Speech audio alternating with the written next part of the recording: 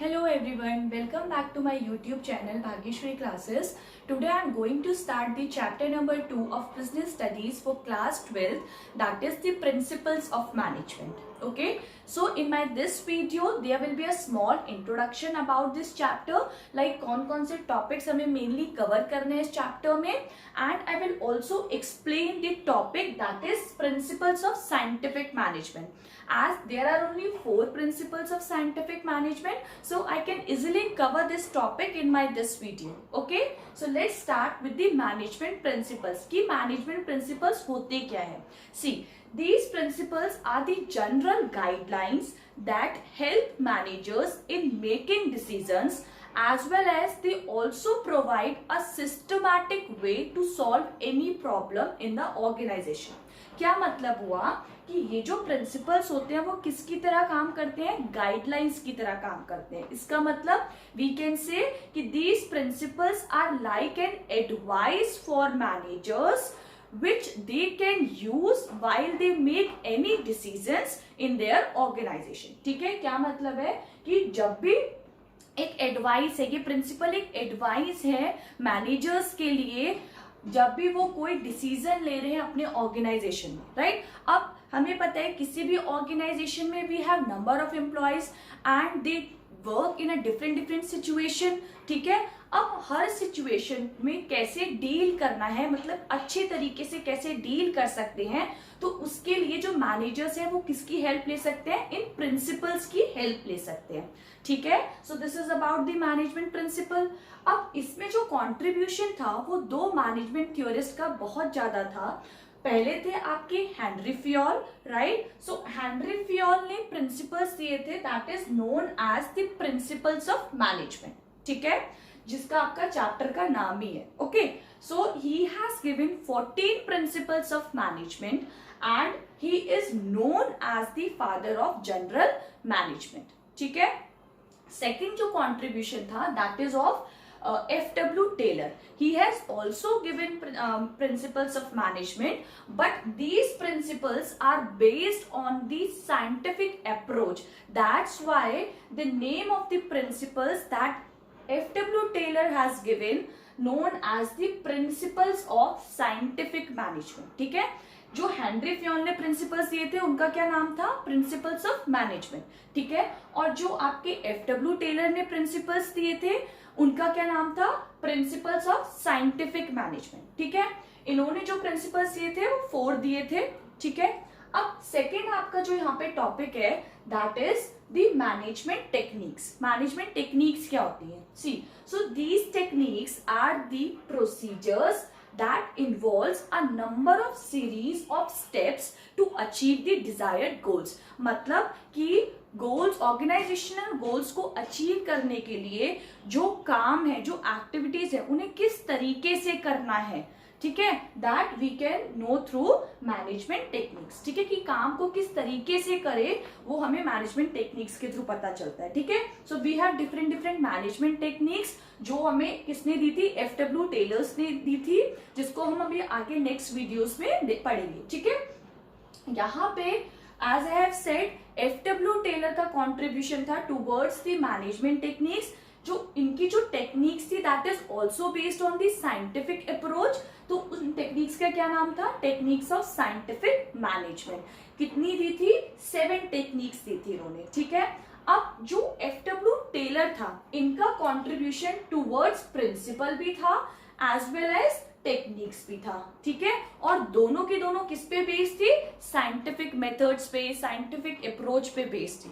तो that's why he is known as the father of scientific management. ठीक है, किस नाम से जानते हैं हम F.W. टेलर को? Father of scientific management. Okay, so this was about the introduction of this chapter, and now I will start the topic that is principle of scientific management. So there are 4 principles of scientific management which are given by F.W. Taylor. Here, the principles of scientific management means that management should make use of science and technologies in an organization, right? So that the performance of employees as well as of the organization can be improved. ठीक है, अब यहाँ पे 4 principles हैं Taylor के जो हमें पढ़ने हैं। फर्स्ट है आपका science not rule of thumb, second harmony not Discord, third cooperation not individualism, and fourth is development of workers to their greatest efficiency and prosperity, right? So now I'll explain them one by one. So first is science not rule of thumb. जैसे नाम से पता चल रहा है कि science यानी follow the science not rule of thumb. Rule of thumb का मतलब कि सपोज किसी भी ऑर्गेनाइजेशन में हम किसी भी काम को जिस तरीके से कर रहे हैं, हमें सिर्फ उसी मेथड से उस काम को करना है, हम उसी वे में उस काम को करते जा रहे हैं, राइट? ये नहीं होना चाहिए, ठीक है? हमें नए नए मेथड्स को यूज करना चाहिए, साइंटिफिक मेथड्स को, टेक्नोलॉजीज का यूज होना चाहिए ऑर्गेनाइजेशन में, राइट? अब इसके लिए क्या जरूरी है? That work should be based on the scientific study and analysis, right? कि जो भी एक्टिविटीज परफॉर्म हो रही है किसी भी ऑर्गेनाइजेशन में, हम उसे प्रॉपर एनालिसिस करें। उसके लिए हम क्या कर सकते हैं? डिफरेंट मेथड, साइंटिफिक मेथड्स को, टेक्नोलॉजीज को यूज कर सकते हैं, ठीक है? Now second is what? That investigate traditional method by work study and scientific investigation. See, यहाँ पे टेलर ये नहीं बोलते कि जो भी ट्रेडिशनल मेथड हम यूज कर रहे हैं किसी भी ऑर्गेनाइजेशन में, जो भी यूज हो रहे हैं वो गलत है या वो यूजफुल नहीं है, राइट? वो ये नहीं बोलते टेलर ये बोलते हैं कि जो भी ट्रेडिशनल मेथड्स यूज हो रहे हैं किसी भी ऑर्गेनाइजेशन में, उसमें हम क्या क्या इंप्रूवमेंट्स ला सकते हैं, ठीक है? इट मीन्स कि हम कौन कौन से ऐसे इनोवेटिव मेथड्स, न्यू मेथड्स को यूज कर सकते हैं किसी ऑर्गेनाइजेशन में, जिससे जो परफॉर्मेंस है एम्प्लॉयज की वो अच्छी हो सके, ठीक है? सो थर्ड है आपका इसमें ऑब्वियसली कि it will save efforts and reduce wastage of resources, कि जब हम साइंटिफिक मेथड्स को, टेक्नोलॉजीज को यूज करेंगे ऑर्गेनाइजेशन में, नए नए मेथड्स यूज करेंगे काम को करने के, तो उससे क्या होगा? एफर्ट्स कम लगेंगे एम्प्लॉयज के, एंड आपकी जो वेस्टेज होगी रिसोर्सेज की वो भी मिनिमाइज होगी, ठीक है? Right? So this is about the science not rule of thumb. Now move on to the second principle, that is harmony not discord. ये क्या मतलब है इसका? harmony means unity, ठीक है? कि मिल के काम करना, not discord मतलब लड़ाई झगड़े नहीं करना, there should not be disputes in an organization, ठीक है? अब उसके लिए क्या है जरूरी? that there should be understanding between managers and workers, कि मैनेजर्स एंड वर्कर्स के बीच में प्रॉपर अंडरस्टैंडिंग होनी चाहिए, ठीक है? उन्हें मिलके काम करना है ताकि जो ऑर्गेनाइजेशनल गोल्स है वो अचीव हो सके। यहाँ पे सेकेंड पॉइंट है, that is mental revolution. See this is very important point, because जो टेलर ने आपके प्रिंसिपल दिए थे, सो दैट वर 5 प्रिंसिपल्स, ठीक है? जिसमें आपका मेंटल रिवोल्यूशन एक सेपरेट प्रिंसिपल था, बट मॉडिफाइड जब प्रिंसिपल्स हुए, में चेंजेस लाए, तो हमने इसको हार्मनी नॉट डिस्कॉर्ड के अंदर ही इंक्लूड कर दिया, ठीक है? बिकॉज वो एक ही बात है कि यहाँ पे वो यही कह रहा है, मेंटल रेवोल्यूशन का मतलब क्या है? That management and workers should change their thinking, ठीक है? It means they both should have positive thinking towards each other, ठीक है? दोनों को पॉजिटिव सोचना चाहिए एक दूसरे के लिए. लाइक फॉर एग्जाम्पल कि सपोज किसी पर्टिकुलर ईयर में किसी ऑर्गेनाइजेशन को अच्छा प्रॉफिट हुआ है, ठीक है? तो ऐसी सिचुएशन में मैनेजमेंट की क्या रिस्पॉन्सिबिलिटी है कि वो उस प्रॉफिट का कुछ पार्ट अपने वर्कर्स को डिस्ट्रीब्यूट करे in the form of bonus, ठीक है? चाहे बोनस के फॉर्म में कर रहे हो, चाहे आप उनको इंक्रीमेंट दे रहे हो, तो वो जरूरी है, ठीक है? इससे क्या होगा? That workers feel happy, they will feel satisfied, ठीक है? एंड सिमिलरली अगर वर्कर्स हैं तो उनको भी जरूरी है कि वो अननेसेसरली स्ट्राइक्स ना करें, कि सपोज उनकी कोई बात पूरी नहीं हो रही है तो वो स्ट्राइक कर रहे हैं, राइट? सो ये सब अवॉइड होना चाहिए और मिलके दोनों को काम करना चाहिए, ठीक है? So this is harmony not discord, ठीक है? Now move on to the third principle, that is cooperation not individualism. यहाँ भी सीधा नाम से पता चल रहा है कि कोऑपरेट करके चलो एक दूसरे को, individualism, not consider themselves as an individualism, ठीक है? अपने को बिल्कुल अलग मत ट्रीट करो, ठीक है?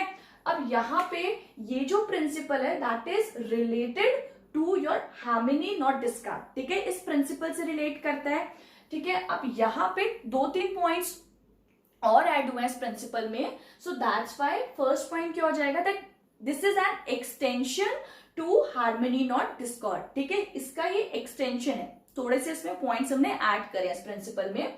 यहाँ पे क्या पॉइंट है, सेकेंड पॉइंट है that competition should be replaced from cooperation. ठीक है, कि मैनेजमेंट और वर्कर्स के बीच में कंपटीशन की स्पिरिट नहीं होनी चाहिए। They should not have the spirit of competition, while they should have the spirit of corporation. ठीक है, बिकॉज सी दोनों जो है एक ही ऑर्गेनाइजेशन में काम कर रहे हैं, दोनों का मेन ऑब्जेक्टिव क्या होना चाहिए कि ऑर्गेनाइजेशनल गोल कैसे अचीव हो। ठीक है, तभी दोनों को फायदा होगा, तो दोनों को कॉपरेट करके काम करना चाहिए। ठीक है, थर्ड पॉइंट है कि management should encourage constructive suggestions. ठीक है, ऑफ एम्प्लॉयज, उन्हें एनकरेज करना चाहिए एम्प्लॉयज को कि वो अपने आइडियाज दे सके, जो वर्कर्स हैं, जो एम्प्लॉयज है, वो अपने आइडियाज दे सके, अपने सजेशंस दे सके, किसको, मैनेजमेंट को। ठीक है, now next point is there should be paternalistic style of management.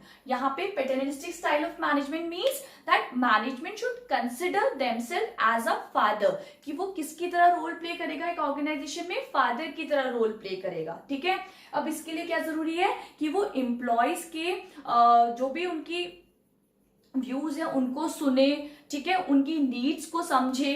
तो ये मतलब एम्प्लॉयज के बारे में कंसर्न करना, उनके लिए कंसर्न होना, that is the paternalistic style of management. ठीक है, so this is about the cooperation not individualism.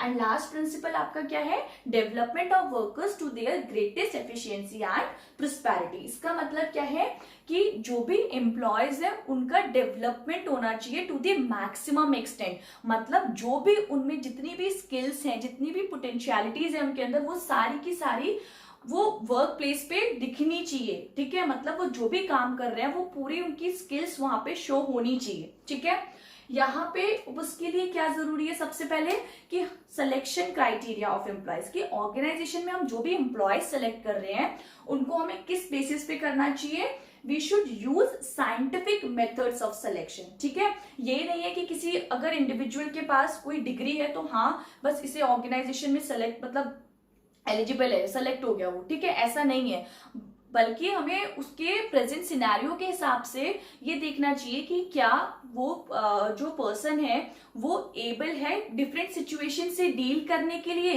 ठीक है, उसके लिए क्या जरूरी है कि हम scientific methods of selection use करें। ठीक है, नेक्स्ट हो जाएगा कि allot work as per their capabilities. Select कर लिया एम्प्लॉयज को, अब हम उन्हें जो भी काम दे वो उनकी स्किल्स के अकॉर्डिंग, उनकी इंटरेस्ट के अकॉर्डिंग, उनकी कैपेबिलिटी के अकॉर्डिंग अलॉट करें। ठीक है, जो जिस भी फील्ड में उनको स्पेशलाइजेशन है वो काम उन्हें दिया जाए। ठीक है, इससे क्या होगा, वो बेटर परफॉर्म करेंगे। ठीक है, देन नेक्स्ट हो जाएगा प्रोवाइड प्रॉपर ट्रेनिंग्स।